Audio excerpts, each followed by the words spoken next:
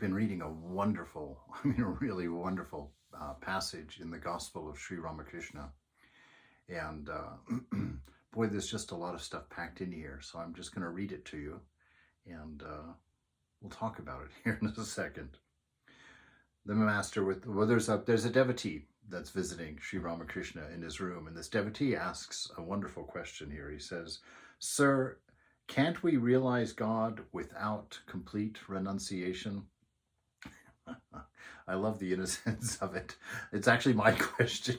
I think everybody has asked this question at one point or another. Isn't there an easier way? Is there no way to do this? So he says, "Sir, can't we realize God without a complete renunciation?" And the master begins laughing, right? Of course you can. How's that for an answer? Of course you can.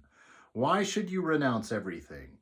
You are all right as you are. Follow the middle path, like molasses, partly solid and partly liquid. Do you know the game of knacks? Having scored the maximum number of points, I'm out of the game. I can't enjoy it anymore. But you are very clever.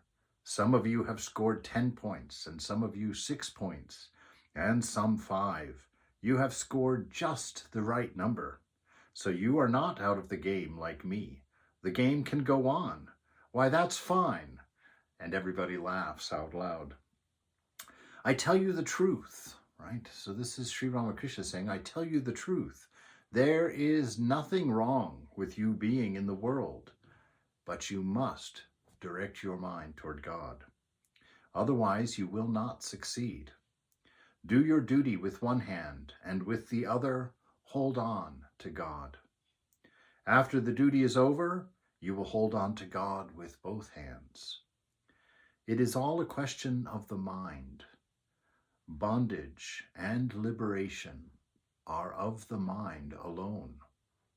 The mind will take the color you dye it. It is like white clothes just returned from the laundry. If you dip them in red dye, they will be red. If you dip them in blue or green, they will be blue or green. They will take only the color that you dip them in, whatever it may be. Haven't you noticed that? If you read a little English, you once begin to utter English words. Foot, fut, it, mit. Then you put on boots and you whistle a tune and so on. It all goes together. Or if a scholar studies Sanskrit, he will at once rattle off Sanskrit verses.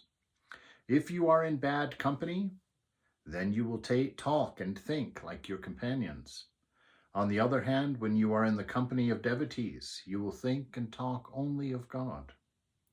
The mind is everything. A man has a wife on one side and his daughter on the other. He shows affection to them in different ways, but the mind is one and the same.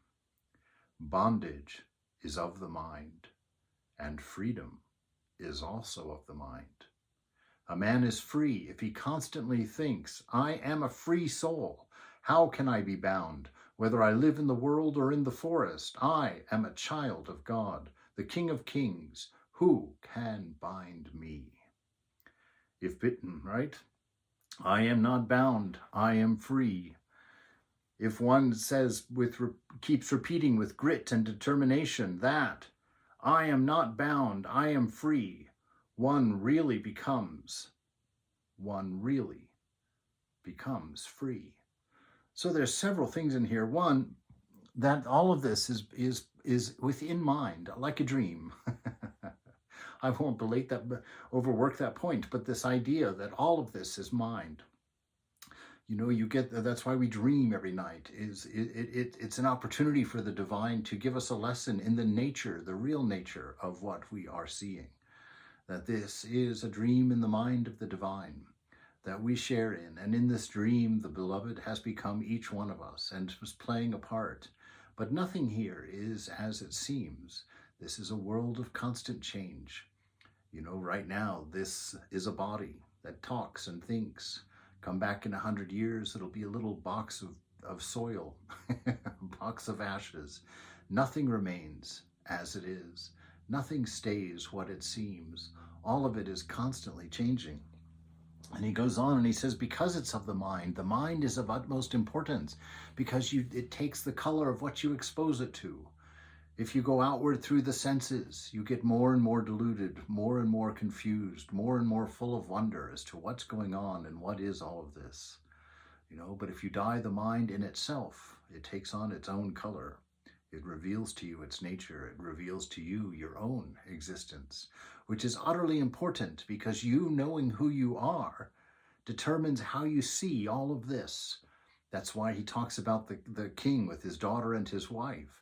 If the king sees himself as the father and the husband, then he sees a daughter and a wife and treats them differently, right? He doesn't see things as they are. Two women, right? You don't even have to see the woman. You see person. You see three people, right, in its reality. So this training of the mind, not getting it attached to all of these things in the world that can't fulfill because they have no real reality. They're constantly changing. They all expire and go away. The only thing possible in this world is hunger. All of your pleasure will make you want more pleasure. All of your food, more food. So that's not the way. He says, instead, in your mind, insist on your freedom, right? Insist on your freedom. Do your duty. Do what is necessary. See the world as it is. Do not chase after it. Do your duties and hold on to the divine. What is the divine? That divine principle of an unconditioned love, a deep wisdom through our being. Keep your eyes on that. Know yourself to be that. Exercise your duty. Reach for your ideal. Keep your eyes on that. And remind yourself constantly, I am free. I am not bound. I am ever free. I am a child of the divine. How can I be bound? And indeed, be free.